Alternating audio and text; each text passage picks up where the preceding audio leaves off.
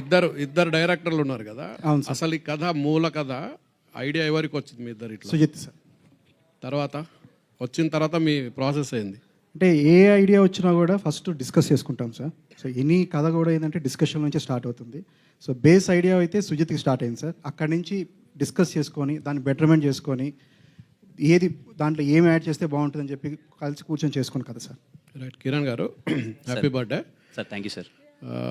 జనరల్గా తెలుగు సినిమా హీరోలు అందరూ ప్యాన్ ఇండియా సినిమాలు చేద్దాం అనుకుంటున్నారు. చిన్నోళ్ళు పెద్దోళ్ళు, పెద్ద పవన్ కళ్యాణ్ లాంటి హీరోలు ప్యాన్ ఇండియా సినిమాలు చేయలేకపోతున్నారు. కానీ మీరే చెప్తున్నారు నా కెరీర్ ఇంకా తెలుగులోనే ఉంది, సరిగ్గా సినిమాలు ఆడట్లేదని.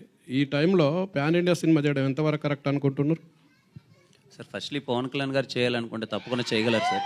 మేబీ ఆయన ఇంట్రెస్ట్ అది తెలియదు కానీ నేను సార్ సెకండ్ క్వశ్చన్ మర్చిపోయాను సార్. అంటే పవన్ కళ్యాణ్ లాంటి హీరోలు కూడా ప్యాన్ ఇండియా సినిమాలు చేయట్లేదు, కానీ మీ స్థాయిలో ఉన్నటువంటి హీరోలు మీరు ఇప్పుడు ప్యాన్ ఇండియా సినిమా చేయడం అనేది ఎంతవరకు కరెక్ట్? అది అంటే మీ కెరీర్ పరంగా కూడా సార్ మీకు తెలుగులోనే పెద్ద సక్సెస్ లేవని మీరే చెప్తున్నారు. లేదు సార్, నేను అట్లాంటి టైంలో మీరు ప్యాన్ ఇండియా సినిమా ఎంచుకోవడం అనేది ఎంతవరకు కరెక్ట్ మీ కెరీర్కి? సార్ నేను అదే అంటున్నాను సార్. ఇప్పుడు స్థాయి అంటే కంటెంటే సార్.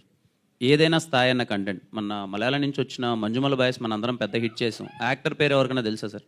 కాంతారా నుంచి వచ్చిన థింగ్ అప్పుడు మనకైతే ముందులేదు సార్. ఇక్కడ కంటెంటే సార్. ఇక్కడ నా స్థాయి పెద్దదా చిన్నదా అన్నది సెకండ్ థింగ్. మనం ఆ సినిమాలో ఇచ్చే కంటెంట్కి స్థాయి ఉందా లేదా అన్నదే మ్యాటర్ సార్. కంటెంట్ ఉంటే మీరందరూ ఖచ్చితంగా ఎక్కడికో తీసుకెళ్తారు. ఈ కా అనే సినిమాలో కంటెంట్ ఉందని అయితే నేను నమ్ముతున్నాను. అందుకే అదర్ లాంగ్వేజ్కి వెళ్దాం అనుకున్నాను సార్. Nothing else. మేబీ నేను నా సినిమా ఇక్కడ వరకే పరిమితం అన్నది ఇక్కడే తీస్తాను సార్. ఊరికే ఏదో పెట్టాలని ప్యాన్ ఇండియాలో అయితే చేయను సార్.